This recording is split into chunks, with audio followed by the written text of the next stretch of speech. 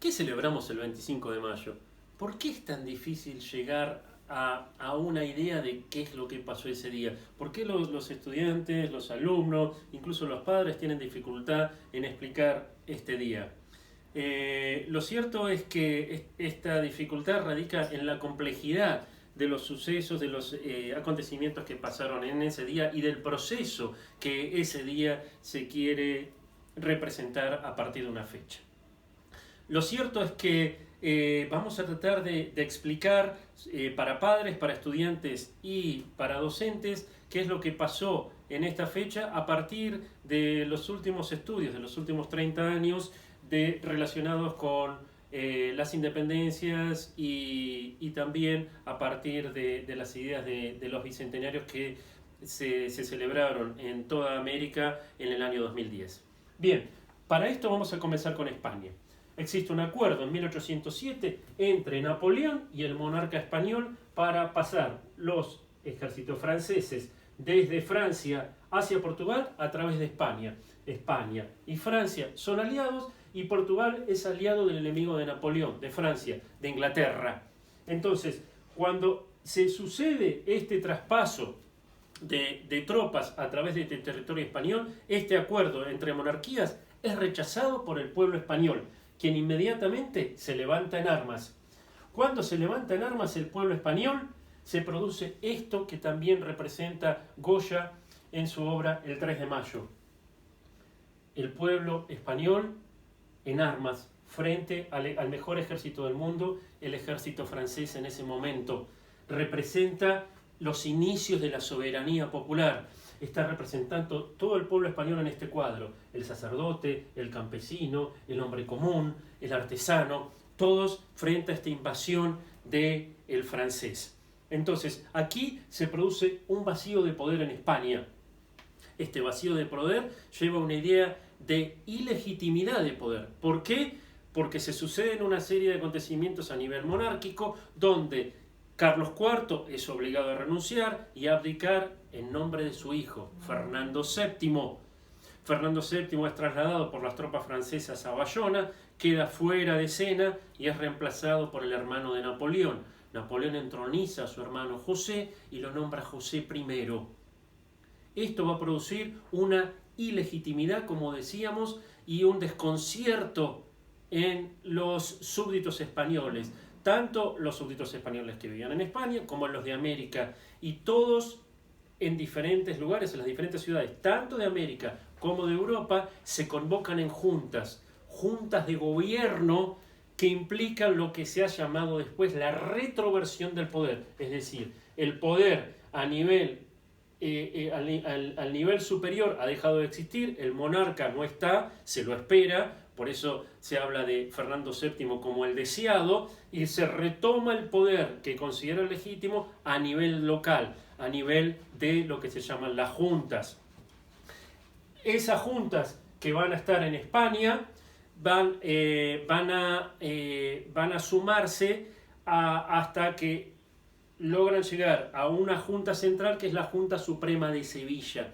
Esa Junta Suprema de Sevilla tiene un cierto funcionamiento hasta que el 29 de enero, debido a las derrotas de las milicias españolas y debido también a que es necesario hacer un movimiento diferente en España, es disuelta y se reemplaza por un Consejo de Regencia, es decir, se retoma la idea de una autoridad superior reemplazando a las juntas. Eso inmediatamente es rechazado por todas las juntas que se habían convocado en América. E inmediatamente, a partir de ese rechazo, van a decidir gobiernos autónomos. Recuerden, eso pasa el 29 de enero de 1810. Las noticias tardan en llegar a América. Al primer lugar que van a llegar es a Caracas. Y entonces Caracas, en abril, el 19 de abril de 1810, decide hacer su primera junta. Luego las noticias se van expandiendo por diferentes lugares. Continúa Cartagena, que decide también hacer su primera junta el 22 de mayo. Conocemos para el caso de Buenos Aires, el 25 de mayo se decide realizar la primera junta y en Santiago de Chile, el 18 de septiembre se decide hacer esa primera junta. Inmediatamente se produce una conflictividad social en toda América, donde se juntan cuestiones políticas con cuestiones sociales, con cuestiones raciales. Esto es lo que sucede el 25 de mayo. Ahora bien, ¿qué es lo que ha pasado? ¿Por qué nosotros tenemos esta distorsión con respecto a lo que pasó? Primero, porque la historiografía nos han enseñado desde la escuela que lo que pasó es una reacción criolla frente a un movimiento español. Lo que presuponemos antes es que ha existido una nación. Y la idea entonces que subyace del 25 de mayo, que ha sido enseñada en la escuela, es que nos liberamos de España.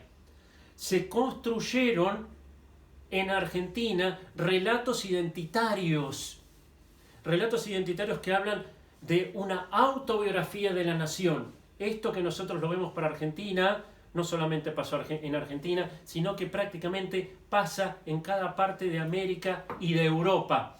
Aquí hemos hecho un pequeño resumen de algunos ejemplos de lo que está pasando en la segunda mitad del siglo XIX, cuando se empieza a repensar una identidad común de cada una de las naciones que se están consolidando a partir de una historia común. Pasa en Brasil, Historia Geral do Brasil de Bernhagen, pasa en el caso de Argentina con Mitre, sobre todo con el libro Historia de Belgrano, pasa en Uruguay con la obra de Francisco Bauza, Historia de la dominación española en Uruguay, pasa en Ecuador, Historia General de la República del Ecuador en 1890 de Federico González Suárez. Todo esto está pasando en la segunda mitad del siglo XIX. Esta idea de hacer una autobiografía de la nación, un lugar de relatos comunes del pasado que nos sirvan para hacer una identidad común nuestra en el presente. La idea de festejar el 25 de mayo, sin embargo, no viene de esta época, ya viene prácticamente de la Asamblea del año 13. La Asamblea del año 13 en Buenos Aires es la primera que decide celebrar el 25 de mayo. ¿Por qué? Porque está en guerra y necesita generar ideas de sentido común para emprender la lucha y generarlo y celebrarlo en diferentes partes y expandirlo. ¿Cómo se expande en 1813 esta idea? A partir del púlpito, a partir de acuerdos, negociaciones con diferentes sacerdotes para celebrar cada 25 de mayo desde 1813. Es por eso que todavía hoy, el 25 de mayo, guarda una relación entre la Iglesia y el Estado. Cuando se celebra cada 25 de mayo, comienza con la celebración del Te Deum. Entonces, de todas estas ideas van a surgir esta idea de la identidad de nación. Lo cierto es que la nación, en 1810, la historiografía ha entendido que no existe. No hay una nación. Todavía comienza a pensarse en algo común que eventualmente va a terminar surgiendo, pero no está en 1810. Además, los movimientos de 1810 en todas partes de Sudamérica, incluyendo lo que pasa en Buenos Aires, son movimientos que no buscan independencia, buscan reformar, buscan autonomía de gobierno, pero no buscan romper con España. A nosotros nos han enseñado en la escuela de la máscara de Fernando VII para la primera junta, que habla de esperar hasta que Fernando VII vuelva y tomar el gobierno. Mientras tanto, eso que se ha entendido como máscara para tratar de engañar a las autoridades españolas y en realidad buscar una independencia, era real, no era una máscara. En realidad se lo estaba esperando a que Fernando VII llegara. Por eso la independencia en Buenos Aires va a tardar también tanto tiempo, una vez que después llegue Fernando VII. Entonces, esta idea de nación no está en 1810, esta idea de independencia no está todavía en 1810, pero sí hay una serie de cuestiones muy interesantes que comienzan en este momento. Uno de los problemas que tenemos entonces es celebrar el 25 de mayo como el inicio de la nación. Ahora, esto se dio también para toda Latinoamérica, con pocas excepciones. Casi todos los países celebran el comienzo de las luchas como el comienzo de la nación. Hay pocas excepciones. Una de las excepciones más interesantes es la República Dominicana, que celebra el Día Nacional el 27 de febrero, que se refiere al 27 de febrero de 1844, cuando Dominicana termina siendo independiente, en este caso no de España, sino de Haití. ¿Cuál es el otro relato al que nosotros estamos acostumbrados, sobre todo últimamente? Tenemos un relato que nos indica también que el 25 de mayo celebra una historiografía rebelde, un discurso en donde hay una lucha entre el bien y el mal. Y el bien sería todo lo que tiene que ver con el 25 de mayo, que hay una historia popular, una historia de levantamientos, una historia que se conecta Tupac Amaru con lo que pasa el 25 de mayo, con cualquier otro levantamiento, y es toda una idea maniquea de la historia. Lamentablemente la historia no pasa por esos carriles. Es más, para el caso del 25 de mayo, los que primero se levantan son los descendientes de los europeos, y es una élite, aunque luego las cosas se vayan complejizando. De modo tal que esta idea también es una idea que hay que dejar de lado. En este video hemos intentado dejar tanto de lado esta perspectiva maniquea como la perspectiva nacionalista del 25 de mayo. El 25 de mayo podemos decir que es un proceso único con desarrollos locales diferentes. Esta es la conclusión a la que ha llegado la historiografía.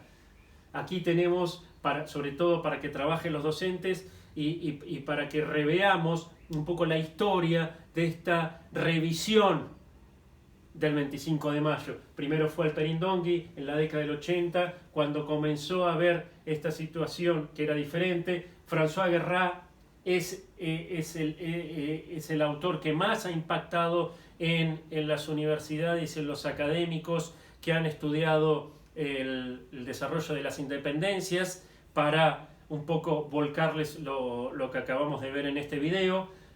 José Carlos Chiaramonte es quien ha indagado más en cuanto y ha llegado a la conclusión de que las naciones no existían en 1810 porque no había nacionalismo, con lo que prácticamente acuerdan todos los historiadores hoy. Y finalmente tenemos un buen ejemplo de un libro sobre la Revolución de Mayo, el de Gabriel Di Meglo, Viva el Bajo Pueblo, la plebe urbana de Buenos Aires y la política entre la Revolución de Mayo y el rosismo, que nos puede servir también como para ir trabajando dentro de lo nuevo que está viendo la historiografía, que finalmente no es tan nuevo porque ya hace 15 años que esto está consolidado como un nuevo conocimiento para en los ambientes universitarios, y que en este video tratamos de que llegue también a los padres, a los docentes, y que pueda ser divulgado. La historia no apunta hacia ningún lado, no es teleológica como decimos los historiadores, no tiene un fin predeterminado. La historia es finalmente historia, es compleja, y en esa complejidad nosotros también tenemos que encontrar las tensiones que nos van a servir para construirnos como ciudadanos. Muchas gracias.